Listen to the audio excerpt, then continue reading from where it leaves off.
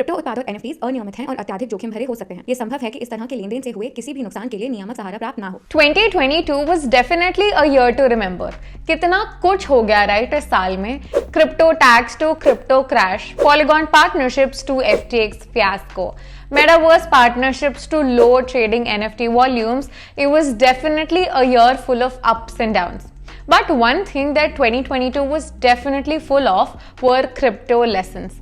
ऐसे lessons जो हमें 2023 के थ्रू हेल्प करेंगे और हमारी क्रिप्टो जर्नी को थोड़ा और बेटर बना देंगे. A year full of crypto hacks and crashes that have left us with more lessons than we could think of. Hello, hi, namaste, this is Riya Yadav and बिना कोई भी देर किए शुरू करते हैं आज का वीडियो जहां हम देखेंगे top 5 crypto scams and hacks of 2022 and the lessons we can learn from them. तो चलिए शुरू करते हैं. Lesson number 1. Nothing is too big to fail. हम हमेशा से ये कह रहे हैं what goes up has to come down and this is true for cryptos as well as every other investment class. Top करना easy है but उस टॉप पोजीशन को मेंटेन रखना is pretty difficult. हमारे आसपास कितने ऐसे कंपनीज एंड वेंचर्स हैं which we think are too big to fail, right? Well, these companies are a valuable asset to the governments as well. उनका prosper होना is pretty important for us, but what if that company is accused of misusing the users' money for their own sake? अभी तक तुमने guess तो कर ही लिया होगा which enterprise we're talking about, but well, it is the most recent and shocking crypto fiasco of 2022, the FTX collapse. FTX was started with Sam Bankman-Fried, who until now was one of the biggest names in the crypto sector and one of the richest ones as well.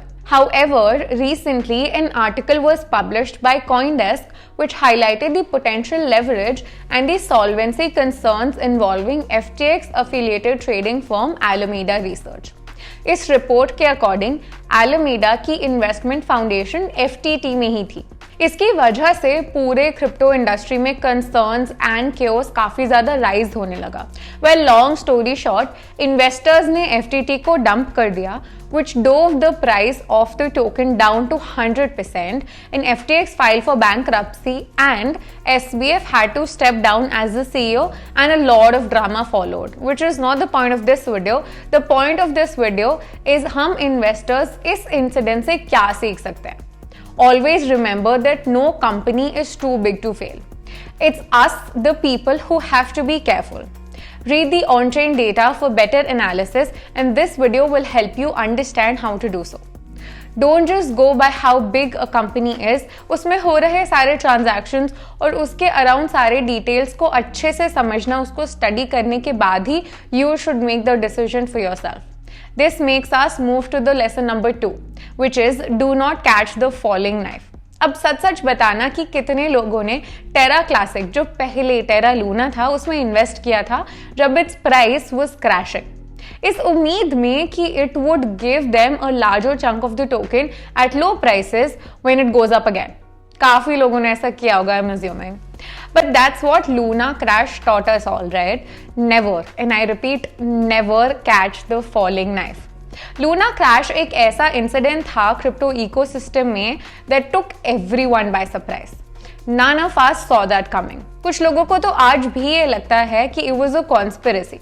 In case you don't know what actually happened, हमने एक पूरा video बनाया है इस incident पे. Check that video out. Do your own research का importance समझाया है इस इंसिडेंट ने हमें काफी ज्यादा अच्छे से. No doubts on that, right? किसी भी एसेट में इन्वेस्ट करने से पहले उसकी रिसर्च, उसका यूज केस समझना बहुत ही ज्यादा जरूरी है और फिर ही उसमें इन्वेस्टमेंट करना चाहिए. और जब एसेट का प्राइस ड्रॉप हो रहा हो, do not bye out the FOMO कि सब उस उम्मीद में खरीद रहे हैं तो हम भी खरीद लेते हैं with the hope of earning good profits from it. Simple maths है ब्रो. अगर वो सबके पास लार्ज क्वांटिटी में है तो वो उतना ज्यादा वैल्यूएबल नहीं होगा जितना वो पहले था. It's all about the supply and demand and the game of scarcity. Now moving on to the lesson number 3 in this crypto space from 2022, which is blind faith is bad. हमें तो लूट लिया. अच्छा, सॉरी, भावनाओं में मैं थोड़ा बह जाती हूँ. But the point is, do not let your chosen crypto sink your entire portfolio. Hodal करना अच्छी बात है, होडल करो पर ब्लाइंडली होडल मत करो। होडल उसी को करो जिसके फंडामेंटल्स, यूज केसेस, टीम और फ्यूचर रोड मैप उतना ही स्ट्रॉन्ग है जितना it was before the bear cycle started, but not the ones that start giving in as soon as the bear hits the market. Hodling is a good strategy to build wealth, और हाँ, हम भी ये सलाह देते आए हैं काफी पहले से, but you have to be sensible while hodling. अगर कोई एसेट तुम्हारे पोर्टफोलियो को एडवर्सली इफेक्ट कर रहा है, उसके फंड्स को रीलोकेट करना बहुत ज्यादा जरूरी है, and make sure a larger chunk of your holdings are in those assets that have better chance to survive the crypto winter. You can do dollar cost averaging and portfolio reallocation periodically for the cryptos present in your portfolio. If you see an asset in your portfolio that is probably underperforming and which could sink your portfolio in the future, usko blindly hodl karna is not really advised. Constantly read and research about the asset classes and take your decision accordingly. For instance, जब the Axie Infinity Ronin Bridge hack happened, it was one of the single largest DeFi hack till date. Hackers ने around 1,70,000 ETH और 25.5 million USDC चोरी कर लिए, which amounted to a staggering total of $615 million. Well, this also led to Axie Infinity losing its value and its price came down by 92%. But a lot of people still hodled onto it, given Axie Infinity has great use cases for NFT and the metaverse space. The decision is subjective and depends on person to person, but the incidents are not. If you feel a certain incident around a crypto asset is not in your favor, there is absolutely no harm in pulling back. But this should be done only when you've studied the situation completely and you've seen all the variables. It should not be done out of pure panic selling. This brings me to the lesson number 4 in the crypto space, which is ज़्यादा लालच बुरी बला है।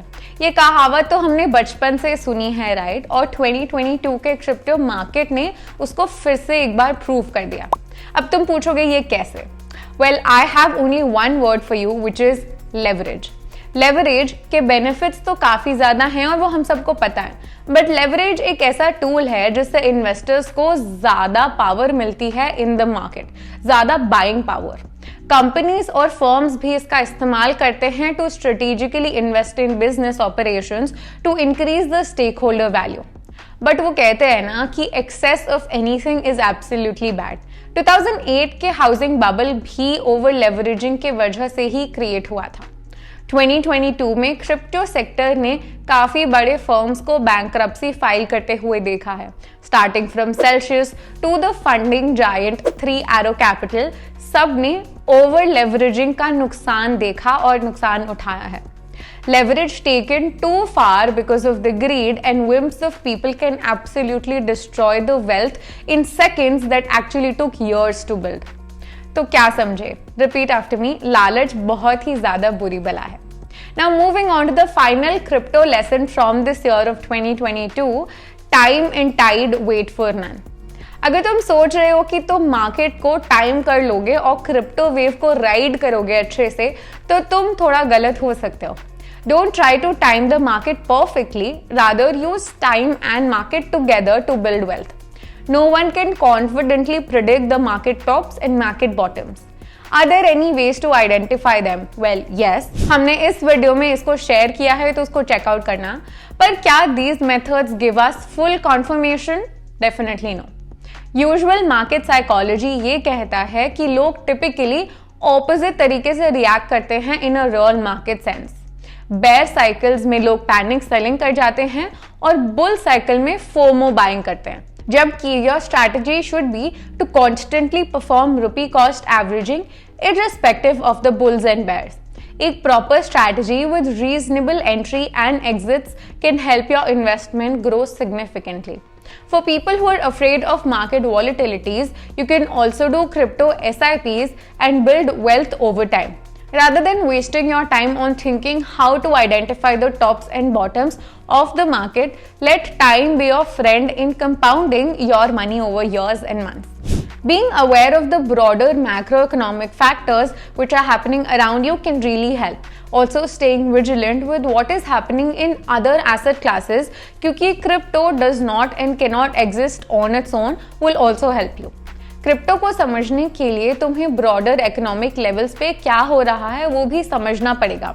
All the crashes and hacks in the last year were a reminder for us to take everything in account while doing our research. तो hope ये सारे lessons आपको काफ़ी हेल्प किए होंगे to make you a better investor and help make you better financial decisions in this year. तो बस आज के लिए इतना ही. जाने से पहले ये वीडियो कोई भी फाइनेंशियल एडवाइस नहीं है और आपको बस एजुकेट करने के लिए बनाई गई है. किसी भी एसेट में इन्वेस्ट करने से पहले खुद की रिसर्च बहुत ही ज़्यादा ज़रूरी है. तो मिलते हैं अगले वीडियो में with more amazing crypto content. I will see you later in another video. Till then, happy investing, happy researching. Bye bye. Crypto उत्पाद और NFTs अनियमित हैं और अत्यधिक जोखिम भरे हो सकते हैं. ये संभव है कि इस तरह के लेनदेन से हुए किसी भी नुकसान के लिए नियामक सहारा प्राप्त ना हो.